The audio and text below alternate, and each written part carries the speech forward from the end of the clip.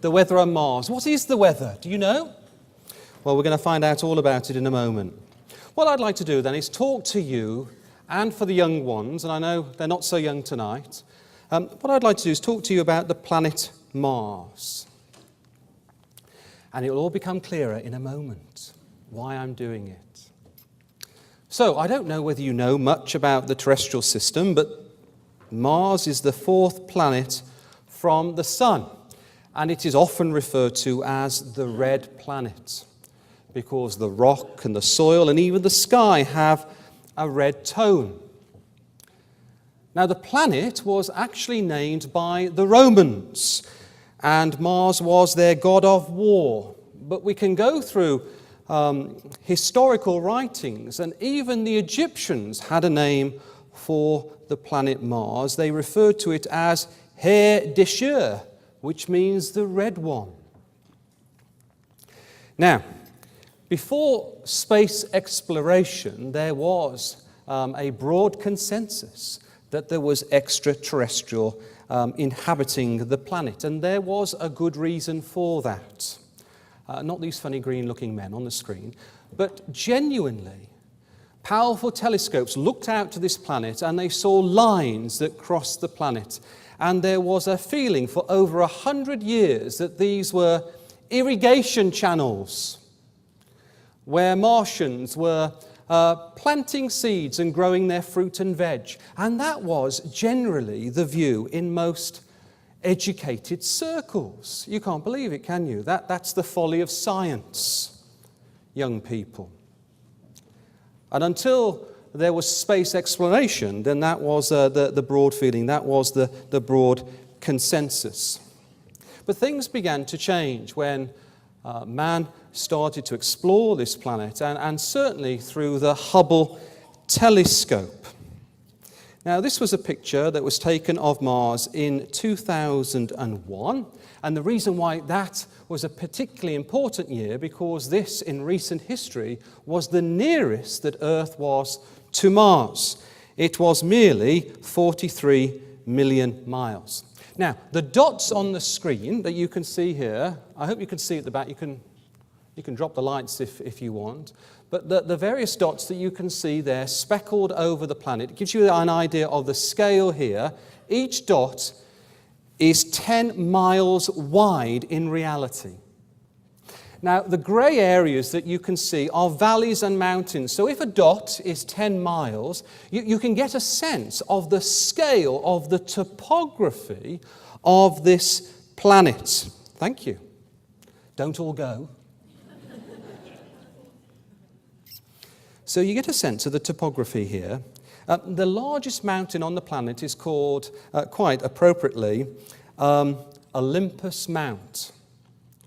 And that mountain is 14 miles high. Now, I don't know if you've got any appreciation of the scale of that mountain. If I were to tell you that Everest was 2.5 miles high, then you get a sense of the proportions and the scale and the grandeur of this planet. Now, both Earth and Mars, and we're going to see in a moment that they have quite a lot in common, they are referred to as terrestrial planets. The reason being is that they are relatively small, they are dense, and they rotate at a high speed. And both planets are tilted on their axis. Now, I don't know whether you know about this. If a planet is tilted on its axis, in fact, in the solar system, only Mars and Earth have this tilting, round about 25 degrees. And the tilting on the axis causes weather and seasons. So that's one thing that we have in common with planet Mars, is that Mars also has seasons. It has a winter, it has a spring, it has a summer, and it has an autumn. Now, because this planet is further away from the sun, it is much, much colder. So the average temperature there on the planet, if you choose to go, take your woolies with you, it is around minus 80 for the year. During winter, it's minus 195 degrees Fahrenheit. On a warm day, round the equator, during the summer period, you can enjoy a 60-degree Fahrenheit but it will then be followed by minus 80 during the evening. So, yeah, you'll have to have a big suitcase to go there. It's a dense planet, and there is no human life, as we know, upon the planet. And that's really the reason, because of the composition of the atmosphere. You can see that Mars is mainly made up of carbon dioxide. These are heavy, heavy gases. And because 95% of the atmosphere is made by carbon dioxide, then what that will mean in reality is that the atmosphere of Mars is very thin. In fact, it's 1/100th the thickness of the atmosphere of Earth. So that's why you get such high variability in the temperatures. So just making a few connections so that you get a feel for what this planet is. Now that's the inclination of the equator to the orbit. So both these planets are tilted on the axis, and so they're slanted like that. And the reason that they're slanted, certainly for Earth, is that God has designed it in such a way that it would bring about weather, it would bring about the seasons, it would bring about the crops and the growth upon the Earth. And something similar is seen on Mars, though nothing grows there, of course. It does have this seasonal variation. Now, before we get there, I want to ask you a question. How long would it take you to get to Mars? I'm not talking about walking. I'm talking about jumping in a ship and flying to Mars. Anyone like to hazard a guess? Can you remember what I said? What is the distance between Earth and Mars? Yes, around about 40 million miles. But that's the shortest distance. In fact, because both Mars and Earth are on this orbit around the Sun, the distance between these two planets vary. It varies to a minimum of 40 million miles to a maximum of 140. So it depends upon what time of year you go. Anyone like to hazard a guess how long it would take you to go? What do you need to work out to find out the time that it's going to take you to get to Mars? Come on, those of you doing physics at school, I'm sure you're thinking through the formula. Distance equals... Is it speed divided by time or speed multiplied by time? Distance equals speed multiplied by time. So work it out then. What is the period of time? Well, let me just give you a few numbers. The fastest mission out into space was NASA's New Horizon that went to Pluto, and that went at 36,000 miles. So if I jumped on that spacecraft, roughly, how long would it take me to get to Mars? It's very easy here. I've got the answers. Huh? It's going to be years? Well, let me show you this. It's not years at all. You'll be surprised to hear. There has been many satellites and spacecrafts that have been sent to Mars, and this is the full list. And you can see, because of the distance between Earth and Mars, the times vary, and also depends on how powerful the rocket is. So the first one then took 228 days, and it was flown in 1964. Can you believe that? 1964, we were sending things to Mars. When I say we, it wasn't the White House household. It was NASA, okay? But in 1964. The shortest one was in 1969, 128 days. So 4 months. You could be to Mars. The longest was in 1975, 333 days. So, that's all very fascinating, Brother Stephen, Uncle Stephen. But why are we talking about Mars tonight? Well, the temperature outside, no, it has nothing to do with that. It is because 20 years ago or so, I did a PhD in mathematics for NASA. And it was all about developing a mathematical model for the Mars Pathfinder project. And it was a really fascinating thing to be involved in. And that's what I want to share with you tonight. And then we're going to bring it to the scriptures, because the wisdom of this world is foolishness in the sight of God. So don't misunderstand what I'm saying. But it is an interesting thing that I did, and I'd like to share a few things. So this was an illustration of what I was involved in, and we all got excited. And my job, I was handpicked, my job was to develop a mathematical model that when they landed the probe on Mars, they would understand the weather for up to 30 days, because they didn't know where they were going to land it, and they needed to ensure that it was robust enough to handle the various weather variations. So that's it, that's the background. Well, it was really interesting at that time, because it was a lot of fun. My landlord at university came into the truth, so there was a very positive thing that came out of university life. But also, I was meeting with some rather interesting individuals. Does anyone recognize this man? You probably don't, actually. If I said Sir Roger Penrose, does anyone know Sir Roger Penrose? Not know him personally. Anyone heard of him? The Emperor's New Mind. Has anyone read that book? Has anyone heard of Stephen Hawking? Yes. Well, he was the tutor of Stephen Hawking. So back home in England, there's two famous cosmologists at two rival universities. One is Sir Roger Penrose, and the other one is Stephen Hawking. And I was with Sir Roger Penrose. And so there he was for coffee each morning. It was interesting. It was just interesting to be in his company. There was another man at college with me, this man here. And yes, we do make jumpers like that in England. This man is called Andrew Wiles. And he was a mathematician at my university. I saw him each day. And then he solved something amazing. And he became then the most famous mathematician in the world. And it is Fermat's last theorem. Has anyone heard of Fermat's last theorem? Yes? I'm glad you've heard of it, because I'm going to ask you something in a moment. So Fermat died in 1665, and this was the equation he was trying to solve.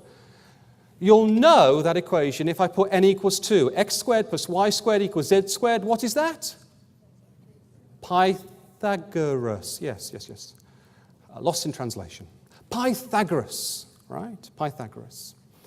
Now, Fermat died in 1665, and he had a proof for Fermat's last theorem. But he said, I don't have enough space in my margin to give you the proof, but I've proved it.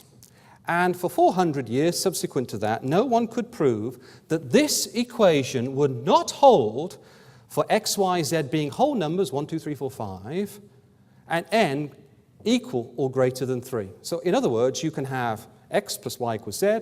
You can find numbers that satisfy that equation. You can have x squared plus y squared equals z squared.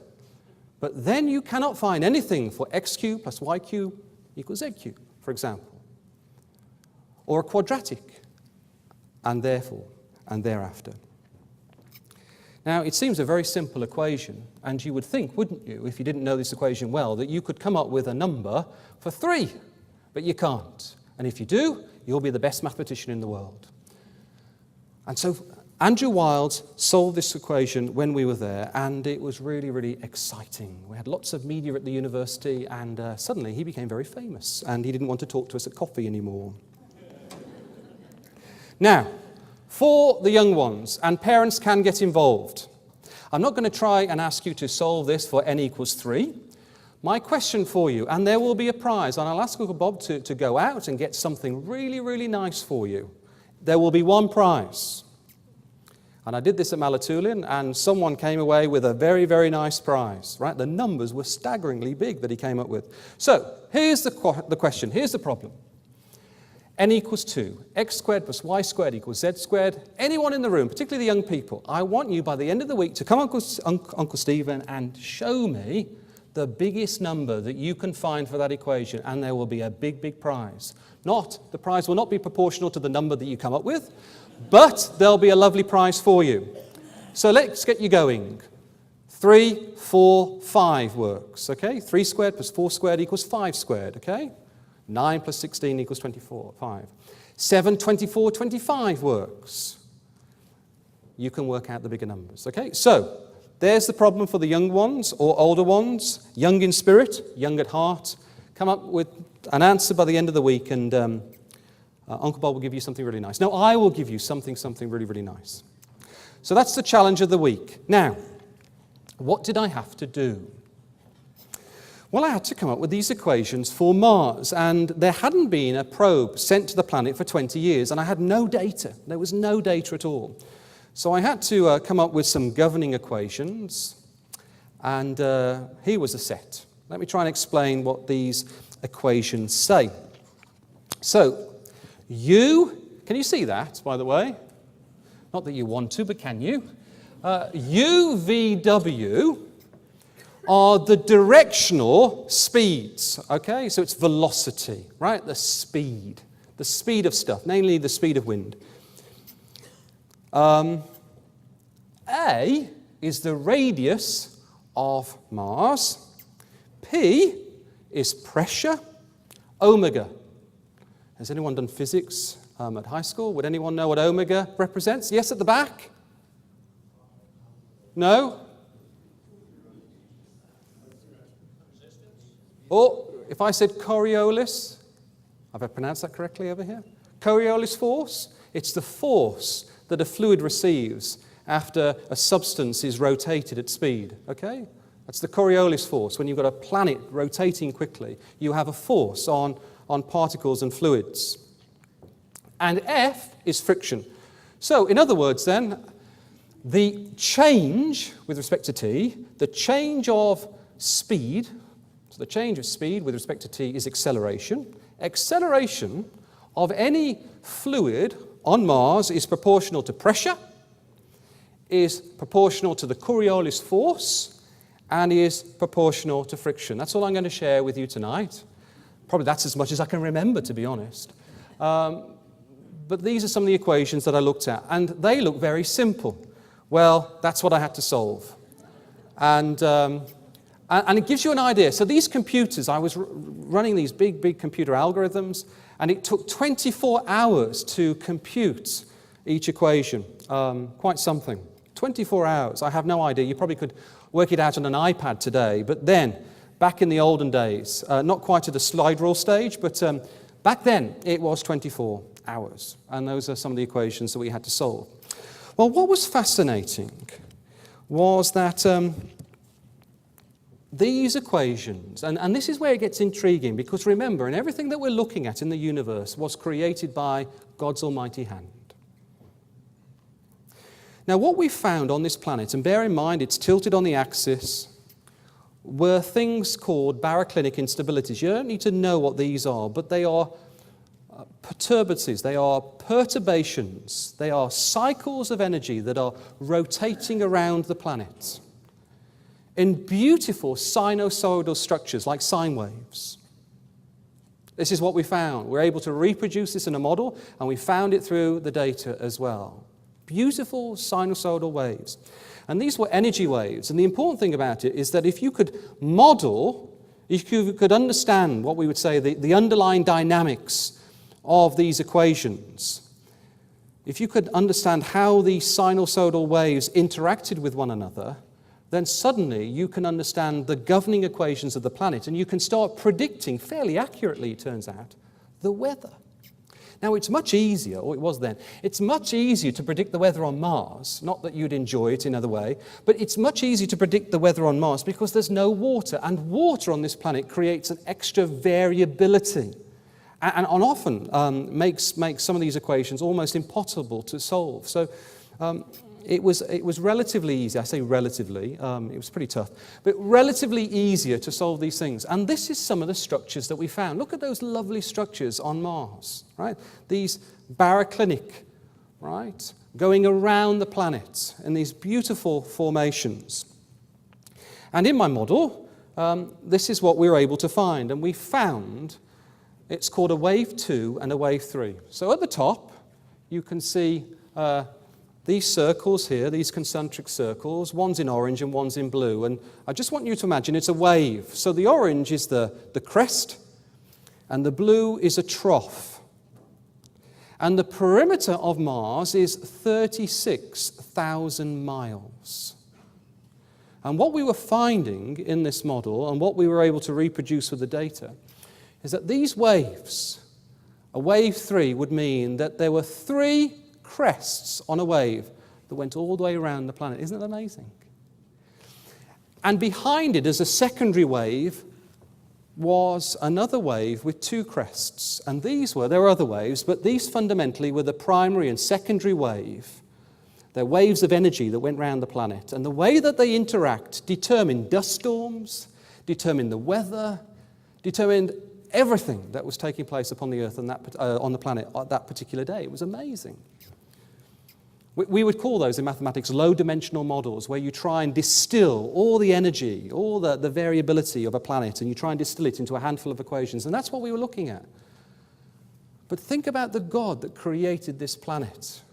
These two types of waves. That's all it is. That's the underlying dynamics. And the way they interacted determined everything on the planet. Isn't that amazing? You've heard of order and chaos. There's nothing chaotic in God's creation. We might look outside and see the weather and think, wow, especially in Britain, what a chaotic day. There's nothing chaotic about it at all. There are these beautiful, elegant, mathematical equations governed by Almighty God. It's the way that they come together brings about the variations of the day. Quite amazing. Well, how do you get to Mars, if you're thinking about it? How do you get to Mars? Well, they both orbit the sun, and you can't just set your sat-nav and travel to Mars. You have to go on an orbit. So first of all, then, you have to begin on the Earth's orbit, and you travel around the sun, and then you need a rocket to get off your orbit and to then connect to the Martian orbit. You can't go directly. It's not like traveling to Washington from here, and you set your sat-nav and you drive along a long straight road. It's not like that at all. You have to go on the orbit, and then you have to come off at a tangent of one of the orbits and go to Mars. And this is what happened. So we developed the model, and off it went. And it started, the launch was December the 2nd, 1996. Yes, I am as old as I look. And it left, it went onto the trajectory of the Martian orbit, and it landed on Mars on the 4th of July, because that's the way it was planned. 20 years tomorrow. I wish I'd given this talk tomorrow. 20 years tomorrow, this planet received this probe, the Mars Pathfinder. It was a relatively expensive project. It was $200 million back then, paid by, in the main, the Americans. And that's the Jet Propulsion Lab assembling the probe. Now, those of you who can remember a little bit about this orbit, that's the one that introduced the parachute. Do you remember that? It was in all the papers back home in England. The parachute. As the probe broke into the atmosphere of Mars, then it released a parachute and it landed. And there were these cushions here, these airbags that was going to cushion the impact. And it landed very safely. And this is where it landed. It was felt that this was the most rocky part of the Martian topography, and that it would be best suited here. And the plan, the intention was for the Mars Pathfinder, the little buggy, to go around and to collect dust and rock samples for 30 days. That was the plan, and a few measurements of the atmosphere. So it landed in Ares Vallis, the Valley of Ares. And that's the picture of the rover as it was released from the ship there. Now, so we're getting to exciting times now. This is when the door was first released. I know it's not the clearest of pictures. I hope you can see that.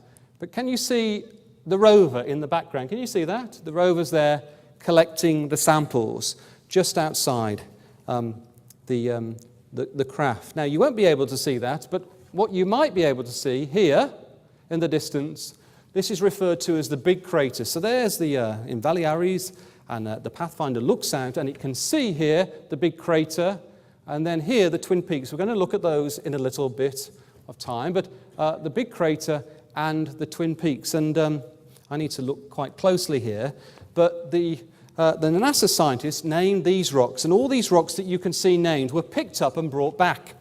And some of them had very funny names, right? So here's a few NASA scientists, and they're quite creative with some of the names here. Let me just read out. Pooh Bear is one of them. Scooby-Doo is another. Shark is another. Barnacle Bill. So they obviously had too much time on their hands. But these were all the rock samples that were collected on the planet. Now this is the landing here. We've got the Twin Peaks. It's 1 kilometre. I know you can just see that. And then we've got this big crater here, which goes all the way down here, which is about 2 kilometres away. And it's never going to reach that. In fact, it only went about 100 metres. That's all it did. But it could see all these things on its little telescope as it beamed the pictures back to Earth. No, that's not Australia. I was going to wind Neville up with that, but he's not here. So no, that's not Australia, that's Mars. And these are some of the rocks that this little rover has got to navigate around. And so it went 100 metres ahead, and these are the various rocks that it got up close and personal with, right? All of them were named, 100 metres, that's all it did. Now, all very interesting, isn't it? All fascinating, brothers and sisters and young people. Beamed about a lot of data, 2.6 gigabytes of data, 16,000 pictures of the... Green, it's a lot brighter. Oh yes, that's much better, thank you. Yes. There's nothing of interest, but if I need it, I'll use it. But thank you all the same. Anyway, so he has to navigate around these various stones and part of the topography. It was all very, very difficult. But you know, man thinks he's so good, doesn't he? All this data was being back. It lasted more than a month. It actually lasted 3 months. And my model turned out to be quite good. All very nice. All that effort. And all the rover could do was go 100 meters. That's all it could do. And it picked up a handful of stones. And how much information really could we gather from Mars? It's like landing a probe in the canteen here at Shippensburg University and predicting the weather in Birmingham. Isn't it really? A little part of the planet. So you young people, yes, of course, this sounds so grand and so clever, but how clever is it really to God? It's nothing, is it? It's absolutely nothing. But what struck me, and this is one of the things I loved about mathematics, when I went to university, my father encouraged me to do something that didn't challenge my knowledge and my beliefs in Scripture. And I can tell you, and I spent a long time at university, it enhanced my appreciation of God.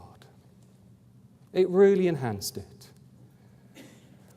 Man's menial effort of 100 meters and picking up a couple of rocks, and I saw the beauty of that planet and how it can be described by these baroclinic and barotropic instabilities and how they interact with one another, and they can be expressed in 4 or 5 elegant equations which are infinitely dimensional. That's what you call it in mathematics. Oh, and amazing.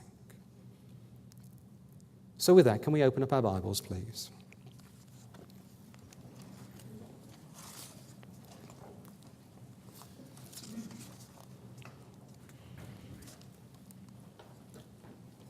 And as we go there, just keep it on a little or off, just for a moment, please. Of all the pictures that were beamed back, these were the most beautiful. Not the rocks, not the data, but the sunrise and the sunset on the Martian horizon. God is in control. Even a planet in our solar system that has nothing to do with Earth, there is divine order. That is the God whom we serve. Isn't it wonderful?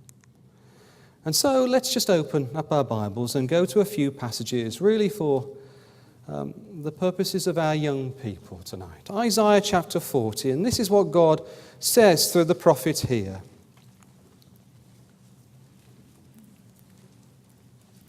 Verse 22. It is he that sitteth upon the circle of the earth, the inhabitants thereof as grasshoppers, that stretcheth out the heavens as a curtain, and spreadeth them out as a tent to dwell in. God looks at his creation, however good it was. They are grasshoppers in his sight. They are pygmies compared to the majesty of Almighty God. That's something we mustn't forget. In all the science of today, next door in my department, you know who used to work there? Richard Dawkins. The wisdom of this world is foolishness in the sight of God. We are grasshoppers. And in the 10 years that I studied and taught at university, science changed on its head. There's always a new thing. But with God, there is no shadow of turning. Don't get caught up, young people, with the science of today. Yes, study it if you need be. But don't get caught up. Science does not have the answers. The chapter which we had read, the psalm, this wonderful psalm, Psalm 8. This psalm of David here. Some would suggest that this was a psalm actually penned by David as he took Goliath down, as he removed his head and as he reflected on the majesty and the grandeur of Goliath. He wrote this psalm. Let's just read a few words together. O Lord, our Lord, verse 1, how excellent is thy name in all the earth, who has set thy glory above the heavens. It's a rhetorical question, isn't it? Verse 3, when I consider thy heavens, the work of thy fingers, the moon and the stars, which thou hast ordained. What is man that thou art mindful of him? And the Son of Man that thou visitest him? Read those words, brothers and sisters and young people. Read them. David here is urging you to read these words and ask yourselves the question, what is man that God takes an interest in us? What is man? Yet in spite of all that, God does take an interest, such an interest that he gave his only begotten Son. And I want to finish in one of my favourite sections of God's Word. Can we go there? Genesis chapter 15. Genesis chapter 15 here, this wonderful, wonderful chapter here. After Abraham has met Melchizedek, and suddenly Abraham, for a brief moment, he loses some of his faith. He doesn't know when a child is going to come. He fears that he's going to be childless, and God now gives him these reassuring words. And it is here, for the first time, that Abraham believed in the Lord. And it means there in verse 6 that he believed as a child. Hebrews 11 tells us that he followed God as God led him to a land that he didn't know about. But that was a rational faith. God spoke to him and he responded. It's not a rational faith anymore here in verse 6. He believed as a child. And what did he believe in? Well, look at this. Verse 5, young people. God brought this man of faith forth and said, look now, Abraham, toward heaven and tell the stars, if thou be able to number them. And he said unto him, so shall thy seed be. It would be an innumerable host, brothers and sisters. And for the young people tonight, you do have clear nights here, unlike back home. So why don't we all look at the skies tonight and think of the promise given to Abraham? Because the promise to Abraham was that as you look up and you look at the stars in the sky, twinkling in the darkness of the firmament, They are God's seed. But it's more than that.